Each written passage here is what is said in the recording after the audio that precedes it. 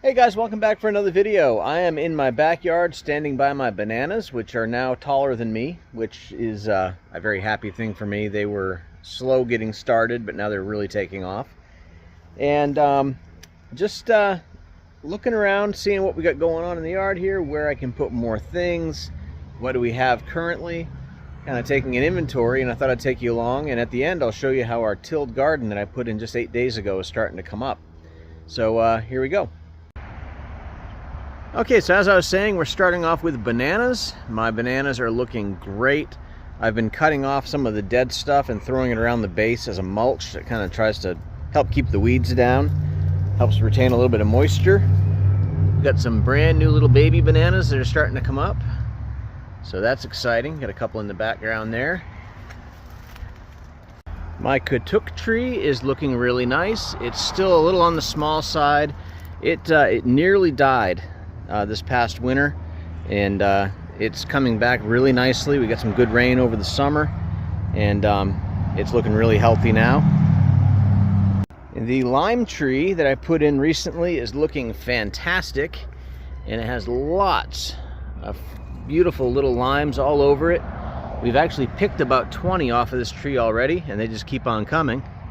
So the coconut palm is looking pretty good. I was really starting to worry about this tree because it was getting all brown. You can see this right here. The whole tree looked like this. It was really sad. But I've got some new fronds coming out, and I think it's going to make it. This is our new orange tree that I just put in a few months ago. And I'm getting ready to harvest some oranges. Look at the size of these things. I don't have small hands, and those are big oranges. This is my cocoa plum. This died down to just a little tiny stump almost. I was really hoping it would come back, and apparently it is. So that should be producing fruit within a year probably. These grow very, very quickly. So this is another one of my orange trees. This one had died down to where there was almost nothing there, and it's coming back. It's grown about 1.5 feet in just the last 6 months. So I think this is going to be another success story. All right, here we have another orange tree. This one we put in a few years ago, and I just can't stop these cars from going by. But this tree has got loads of oranges this year. I'm really excited about how well this is doing. I really didn't think it was going to be a very good tree because it just wasn't producing very much.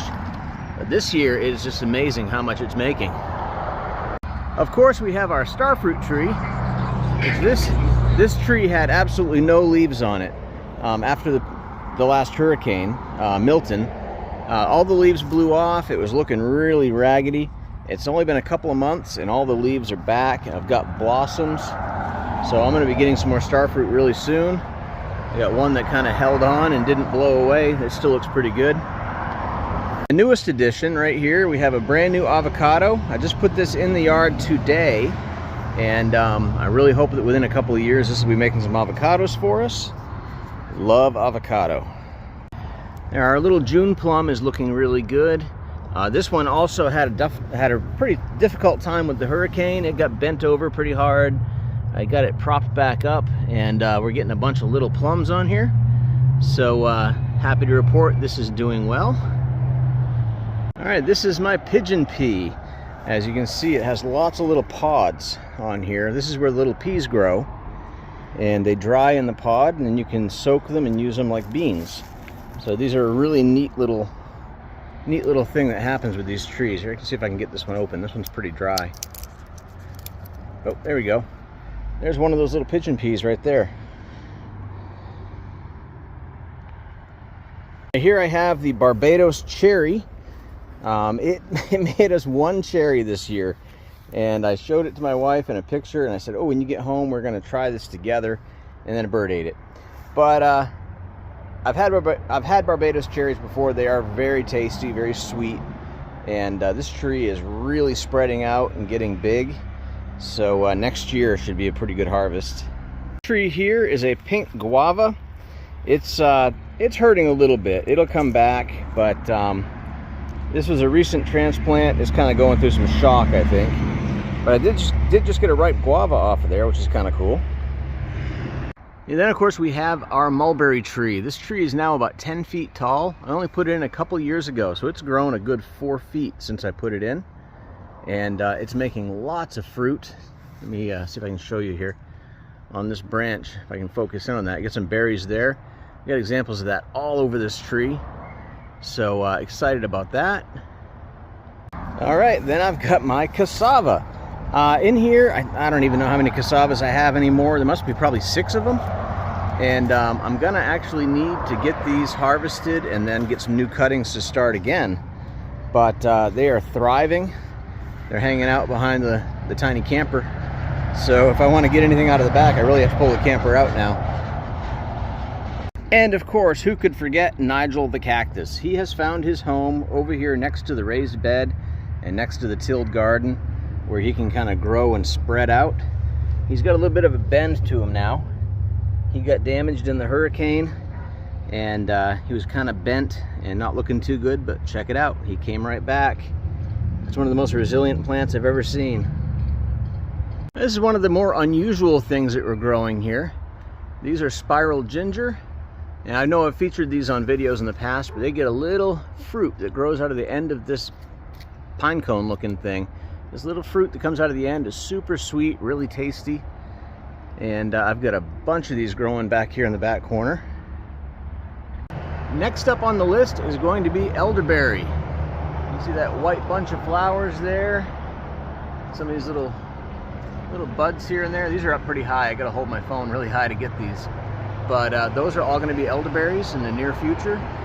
We use those to make jams. We made wine with it a couple of years ago that was really, really good.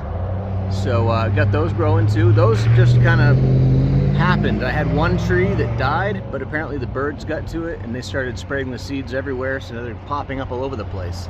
Okay, so as I promised at the beginning of this video, I am now walking over to the tilled garden so I can show you a few things that are starting to make an appearance. Let me turn this around. Get the camera down here real low. I got some corn starting to pop up. Another little corn there. We'll walk over this way. I'm gonna walk down this row. These are all radishes that are starting to pop up. My carrots haven't made an appearance yet, but they do take a little long. Down this row, this is all assorted lettuces. They came in a multi-pack of different types of lettuce. They're all gonna be growing together. All right, so that is a tour of the trees, and that doesn't even include the raised beds. I've got the flower beds in front of the house where we're growing edible flowers. I've got the pineapples and all this kind of stuff growing everywhere. And at first glance, watching one of these videos, you would probably think that I live on a really big piece of land, but the truth is I don't. I'm doing all of this on a ½ an acre with room to grow. And that's my plan, is to have every square inch of this place producing some sort of food. Grass is useless and food is expensive, so why not grow your own if you can? And I guess if I can do all this on a ½ an acre, what can somebody with a ¼ acre do? I mean, everything I have here could fit on a ¼ acre if you space it right. And what can somebody with an acre do? I mean, that's my dream. Have a bigger piece of land, more room to grow, would be amazing, but we got this place, we're happy with it, so we're gonna stick around for a while. Anyway, I guess I'm gonna move on back to the house and get something to drink. I'm thirsty. All right, as I'm walking back toward the house, I am, I guess, doing what they call grounding. They say your body makes a magnetic field that you can ground out by walking around barefoot. I don't know how much truth there is to it, but I like the way it feels. I'm more of a hobbit, I guess. They like to be barefoot, they like good food, they like a peaceful existence. So anyway, as always, if you're enjoying this content, please like, subscribe, come back for more videos. I'm gonna keep on posting. Thanks for watching.